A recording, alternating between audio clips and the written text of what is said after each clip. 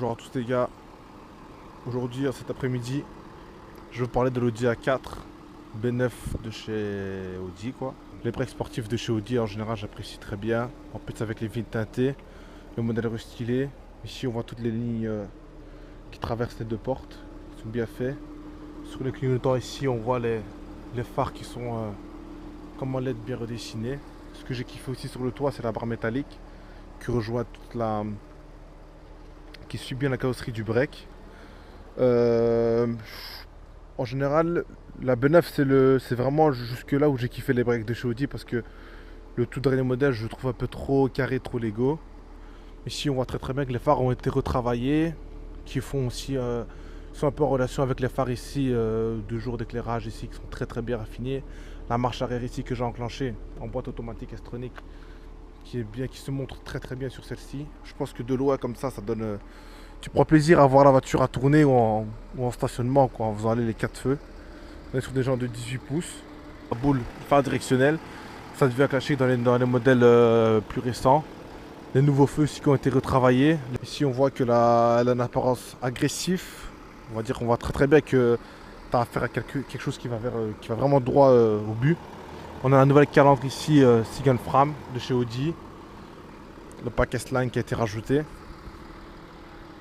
Je pense qu'on a un peu fait le tour de l'extérieur du véhicule. Je vais maintenant vous parler un peu de l'intérieur.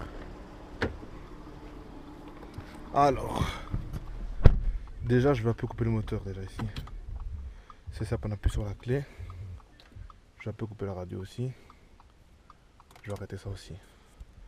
Bon, déjà ici on a affaire à des matériaux vraiment très solides. Donc quand je dis solide déjà ici tu vois les sièges qui sont en mi-cuir, mi-alcantara. Alcantara c'est un peu le tissu sportif que toutes les voitures ont maintenant hein, un peu. C'est un peu comme dans la GLE, je me sens vraiment très bien, je me sens vraiment en sécurité même dans ce break. Tu sens vraiment que tu es assis sur quelque chose de très important quoi. Tu vois que le tissu ici il n'a pas été fait avec n'importe quoi. La matière du cuir n'a pas été travaillée ou bâclée.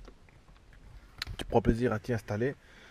Ce coupé là, moi c'est faible. Ce coupé, qu'est-ce que je raconte ce break là pour moi il me fait plus penser au jeune papa voilà, qui a encore l'esprit jeune en lui quoi. Je veux dire qui apprécie bien les voitures de sport et tout ça, mais qui prend conscience qu'il a une famille. Donc ici, on a la console centrale. Moi, perso, la première fois qu'ils ont sorti ce modèle-là, j'ai directement compris qu'ils ont un peu repris les, euh, le tableau de bord des anciennes Audi, genre des Audi de 2010, des Audi qui avaient à cette époque-là, qui avaient un peu le même style de tableau de bord. La console centrale aussi, les Audi ici avaient ça, les Audi A6 plutôt avaient ça. Donc ici c'est un peu la même chose, hein, sauf qu'ils ont un peu changé les boutons. Ici c'est le frein à main, le maître et tout ça. Ici c'est la boîte de vitesse S-Tronic. Donc ici c'est pour lui donner un peu plus de puissance, rabaisser la puissance, tout ça. Quand tu passes en mode manuel. Ici c'est pour allumer la radio. Voilà, une bonne tonalité. Je pense qu'ici je sais pas c'est quelle marque les baffes, mais c'est pas sûrement n'importe quoi. Ici voilà le multimédia, le mode car, tout ça réglé, l'assistant du véhicule, tout ça, le climatiseur, enfin bref, s'occuper de la voiture, régler les motorisations et tout ça. Ici on retrouve la console centrale traditionnelle avec l'Audi multimédia, MMI normal. Ici c'est pour activer le start-stop. Moi je trouve que ça c'est un peu une option qui fait un peu cinéma. Je pense que ça nique plus le démarreur que le faire économiser le carburant. C'est pour activer les caméras de recul, tout ça, feu arrière, tic-tac, bref. C'est un peu la même chanson à chaque fois, hein. Donc ici, moi je pense qu'ils ont bien retravaillé le volant. Chez Audi, ça a toujours été un succès de ce côté-là.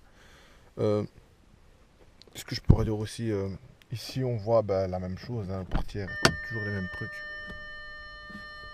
Il y a toujours les mêmes boutons qui sont placés aux mêmes endroits. La boîte à gants, tout ça. Ouais, je pense qu'ici le plastique ici il est mou, mais je pense qu'il est mieux retravaillé chez BM. Bon, en tout cas, on est sur quelque chose qui est très solide. Ici, on a ici on a un peu comme dans la GLE, du chrome très bien travaillé chez Audi. Je pense qu'ils maîtrisent très bien ce côté-là. ce côté ici le maîtrise correctement. On va un peu passer à l'arrière. Véhicule. Alors ici à l'arrière déjà, comme on peut voir ici les sièges qui sont simili-cuir. Je veux dire ça a bien été retravaillé, bien été nettoyé. On a de l'espace pour tout le monde, même si de l'extérieur la voiture elle a l'air de descendre. Mais on pense qu'il n'y a pas de place pour tout le monde. Il y a de la place. Je vais ouvrir le coffre. Ouf. Bon. Comme vous pouvez le voir, le coffre il est vraiment lourd. Dans le sens où je me mis du mal à le tenir. Donc ça c'est l'Audi A4 Avant comme on dit chez les Allemands. Énormément d'espace dans le coffre. Beaucoup de secours en bas. Je pense que les BM maîtrisent mieux l'emplacement du coffre en dessous que chez Audi. On va aller faire une petite balade. Ah ouais, ce que je trouve aussi dommage dans celle-ci, c'est qu'il n'y a pas le bouton pour démarrer comme dans les voitures assez récentes. Je veux dire, tu dois encore utiliser le système des clés que tu avais en 2008, quoi. Tu vois ce que je veux dire? Ça, je trouve ça un peu dommage. Maintenant, après, ce que j'aime bien ici, c'est leur boîte automatique S-Tronic qui est juste magnifique. Donc, on va un peu rouler avec, hein, histoire de faire un peu connaissance avec vous. Donc, moi, je me sens vraiment en sécurité au niveau conduite. J'ai toujours eu confiance à ce niveau-là avec Audi. Ça a toujours été des véhicules vraiment où le diesel est bien réputé, où je veux dire, voilà, tu peux voyager avec celle-là en fait. Tu peux voyager avec celle-là et un peu t'amuser aussi avec celle-là. Mais, on va bien que le véhicule est lourd. Donc là, je vais vous mettre sur la grande route pour vous amener un peu, pour vous faire un peu découvrir la puissance de ce diesel.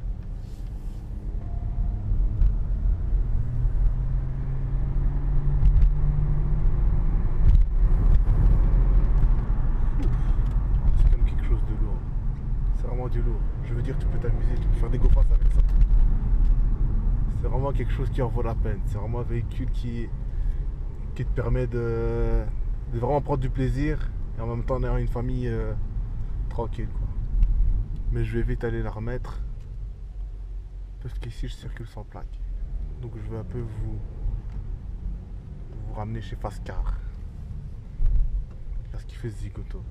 Merci. On est parti encore pour un petit.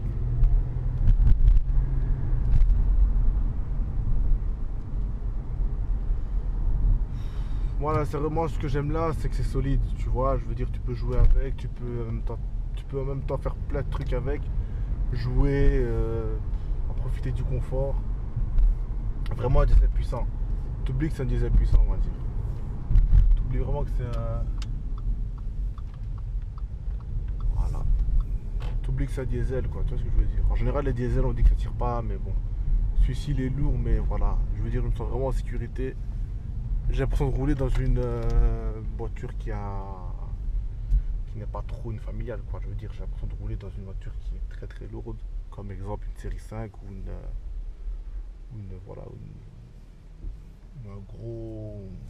un grand machin, quoi. Une all road. Bon, je pense qu'on a fini le tour. Je vais stationner là. On appuie ici pour arrêter le moteur. Je veux dire, voilà, j'ai fait une courte vidéo sur l'Audi. Je pense qu'il y avait encore d'autres choses à dire sur celle-là, le volant, je veux dire, je vous ai un peu fait le tour de tout ça. Je vais un peu montrer comment était le coffre, l'intérieur, extérieur et tout ça. J'ai bien aimé un peu rouler avec, ça fait un peu plaisir de rouler de temps en temps avec un 3 litres comme ça. Maintenant, ce que je peux rajouter sur celle-ci, c'est que voilà, c'est une voiture qui reste solide. Je veux dire, c'est une voiture, voilà. En général, les Allemands, eux, c'est pas trop leur problème, les histoires de démodder tout ça. C'est une voiture qui peut rester même dans 10 ans toujours dans le marché, qui peut toujours être vendue cher. C'est voilà, c'est de la qualité, les portes sont très très lourdes, c'est des matériaux très solides. C'est une voiture vraiment qui a été conçue pour faire des kilomètres et des kilomètres. Moi j'ai pris plaisir à la tester.